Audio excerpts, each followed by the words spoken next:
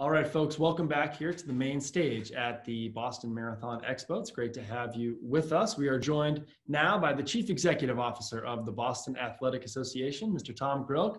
Tom, how are you doing?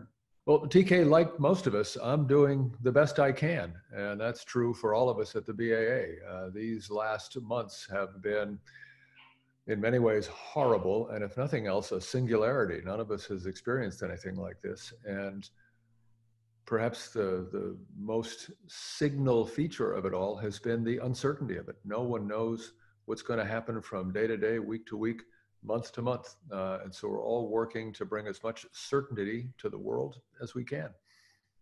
And how is the team doing over there at the Boston Athletic Association, the group that puts on all the B.A.A. races every year?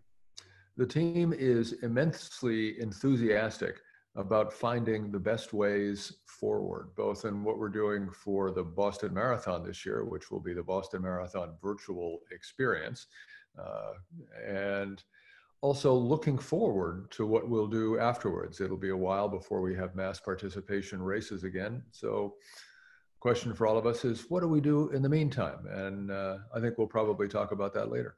Yes, and this is the first ever virtual race for the B.A.A. It's being called a virtual experience this week, the Boston Marathon virtual experience.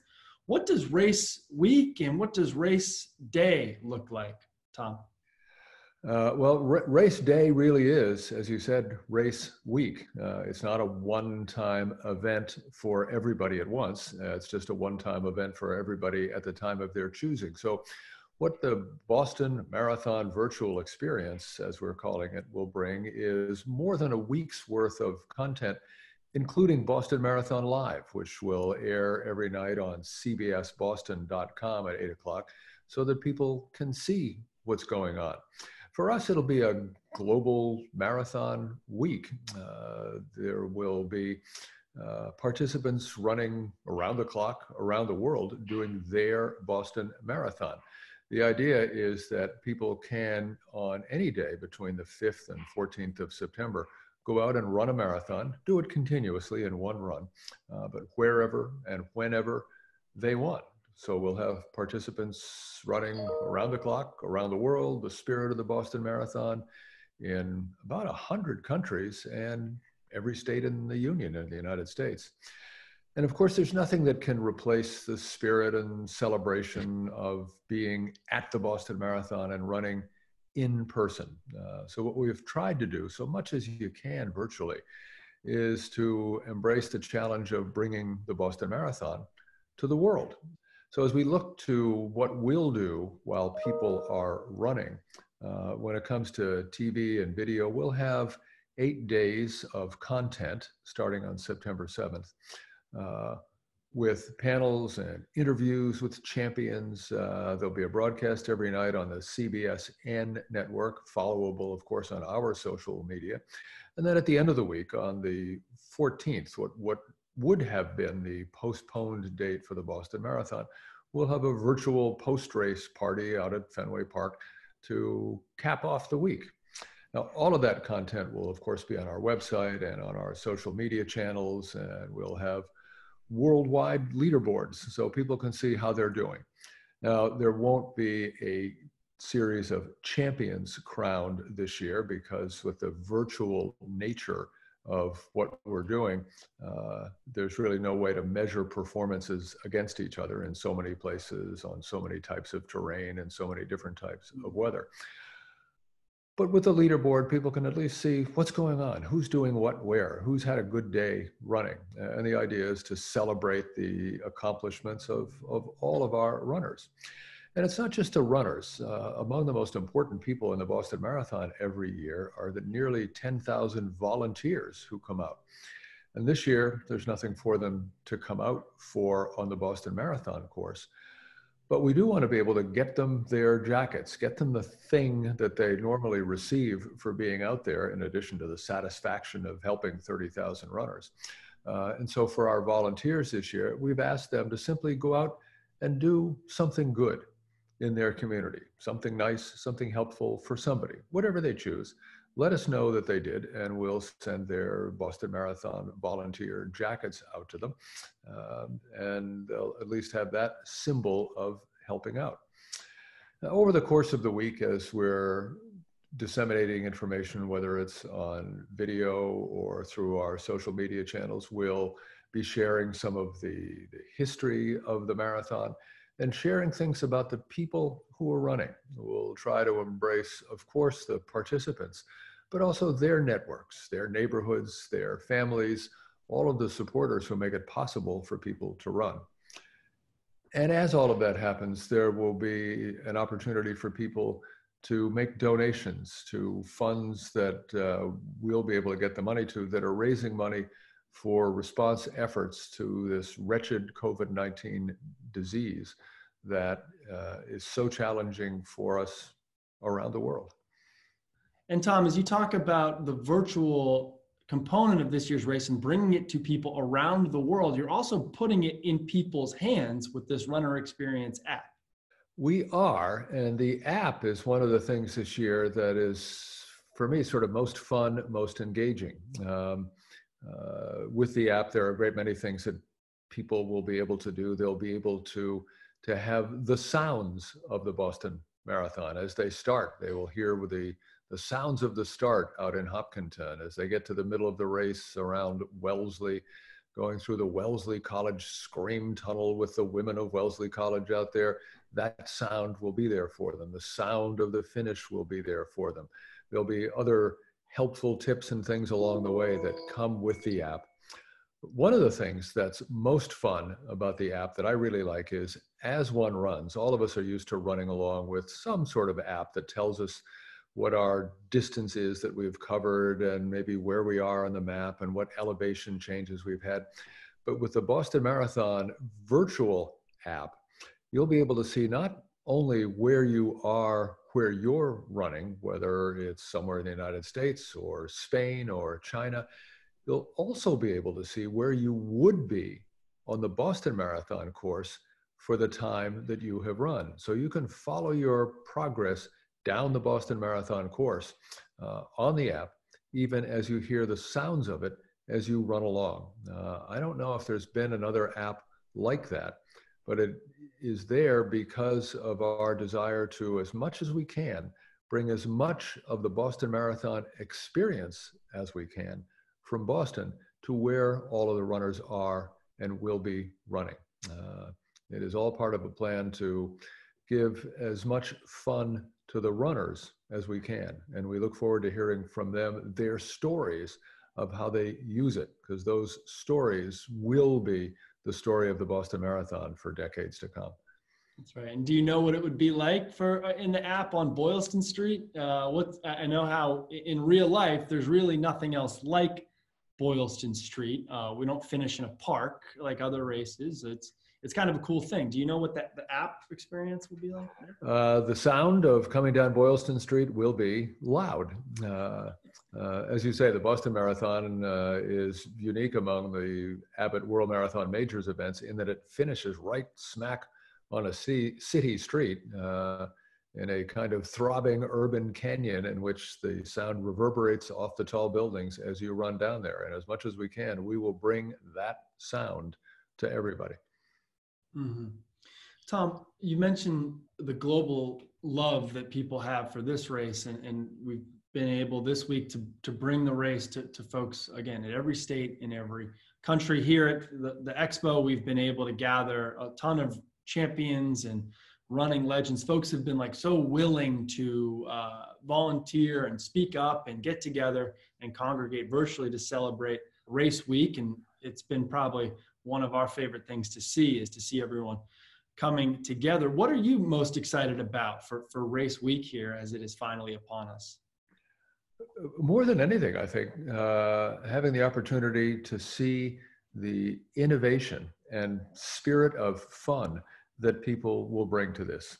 We know how hard it is for people to qualify for the Boston Marathon, to go out and run qualifying races that put them in the top 10 or 15% of marathoners by time in their age and gender category. They want to do it.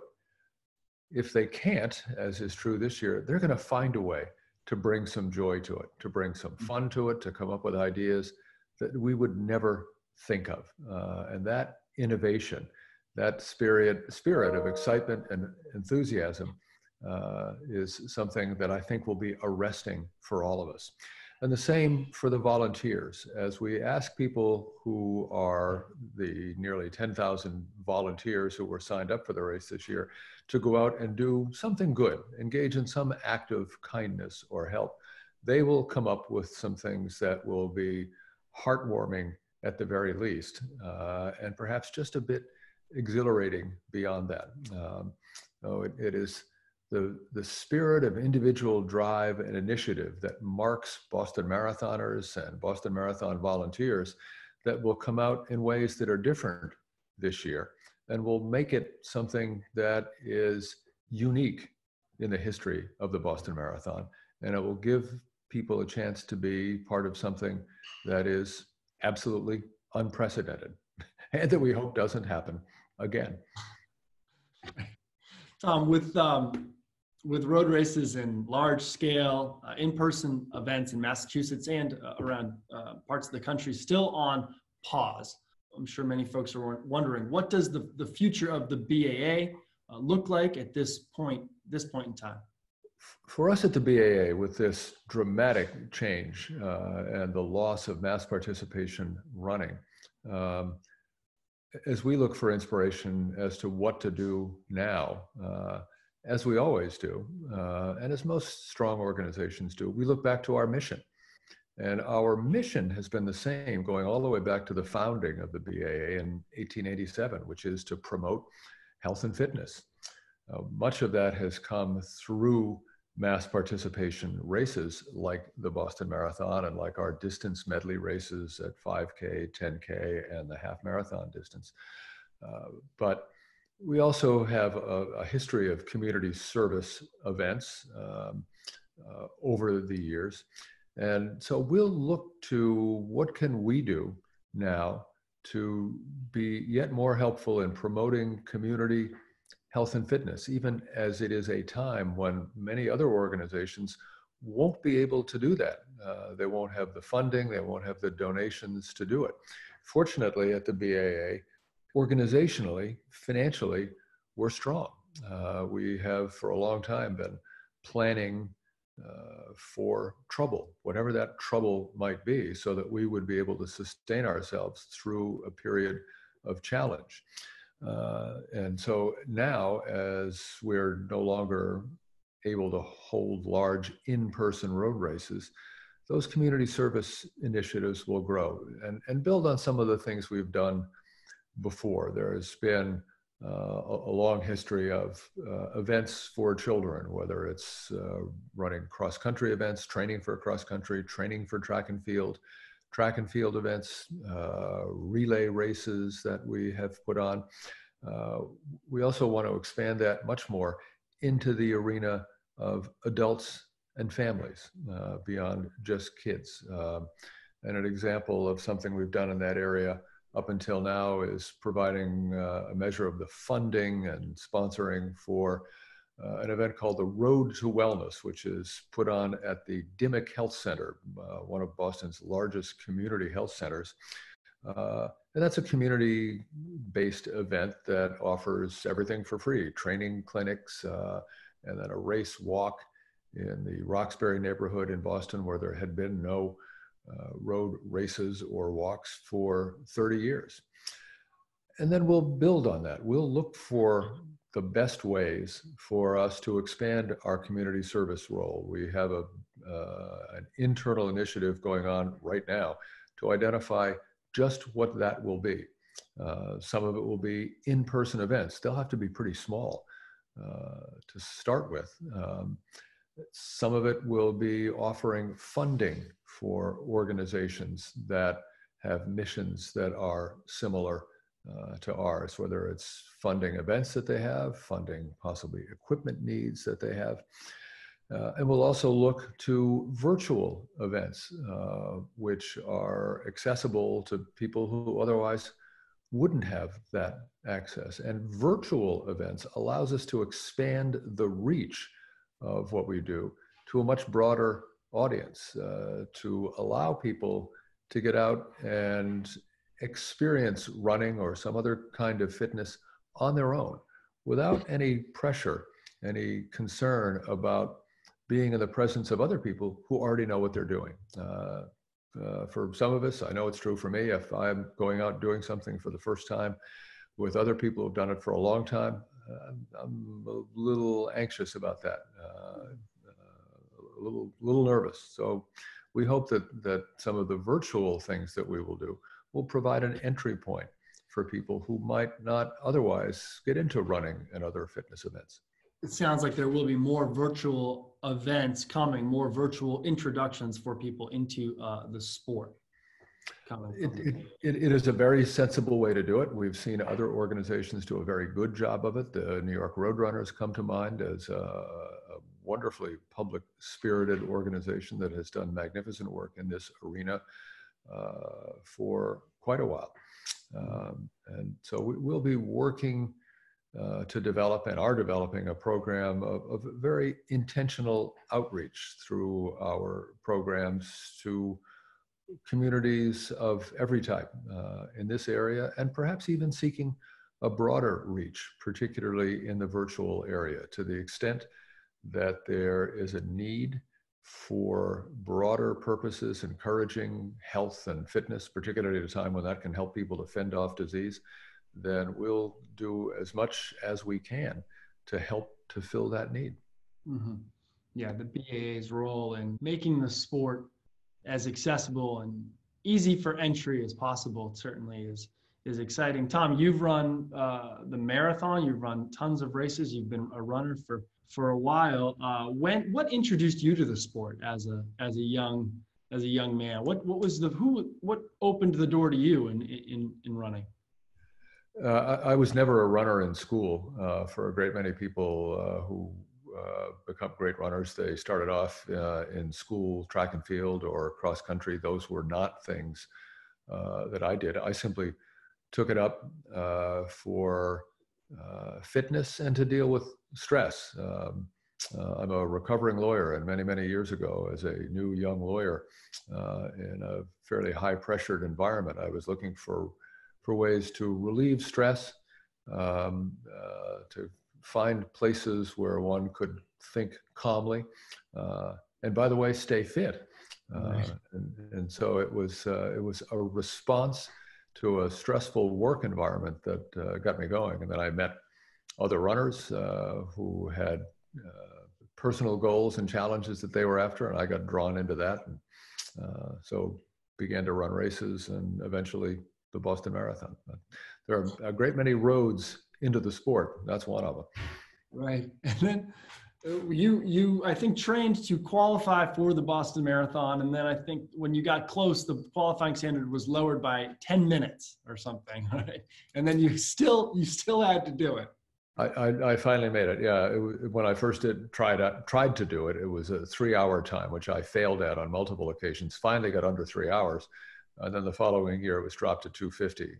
And fortunately, a couple of friends for whom 2:50 was not especially difficult were kind enough to pace me and run along with me. And it is much easier when you have people shoulder to shoulder, and all you have to do is follow along.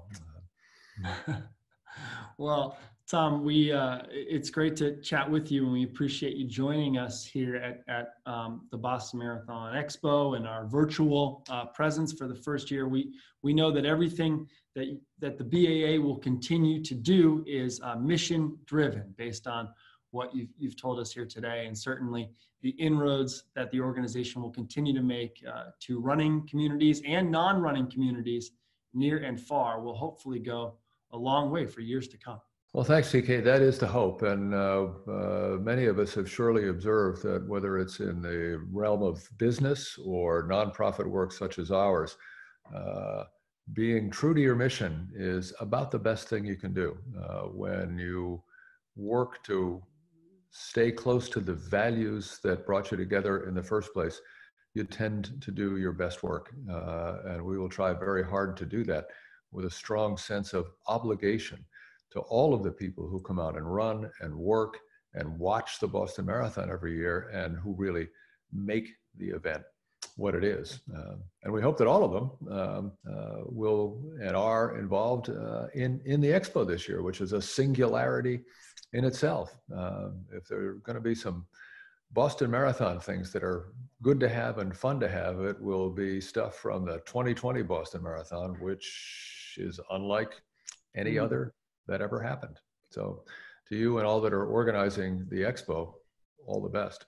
Oh yeah, thank you. We're enjoying connecting the consumers with the businesses and hopefully boosting some commerce in the running industry that is needed at this time. And any last message of good luck or well wishes or advice, Tom, for everyone running this week or the volunteers who are out giving back in one way or another? The biggest message from me and from us at the B.A.A. is one of gratitude. We are grateful that people will do what it takes to get out and run in this most unusual of years, to go out and run on their own, 42 kilometers, 26 miles. And we hope that there will be some joy in that for them and for the volunteers who are going out and doing good work. We really, really look forward to having people send in their stories. So one powerful message from here is tell us what's going on, how your race has been, how your volunteer kindness experience is going. The stories of human beings, the people who run, the people who help are always the most compelling every year. And we look forward to hearing from everybody, if possible, about how this year went. Our gratitude to all of you is immense. And our gratitude from runners around the world, Tom, to you and to the B.A.A. is also immense. We thank you for your leadership, for guiding us through this crazy time. And we certainly look forward to being with you again in real life in 2021 or as soon as we possibly can. And thank you for joining us today. We will look forward to those better days. Thanks, DK.